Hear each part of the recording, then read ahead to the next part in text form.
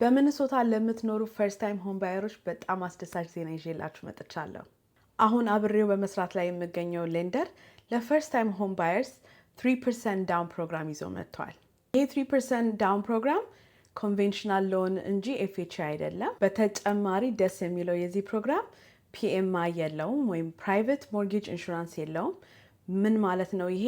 በየወሩ ከምንከፍለው ሞርጌጅ ውስጥ እየተቀነሰ የሚወሰድብን hundreds of dollars እዛ ውስጥ አይጨመርብንም።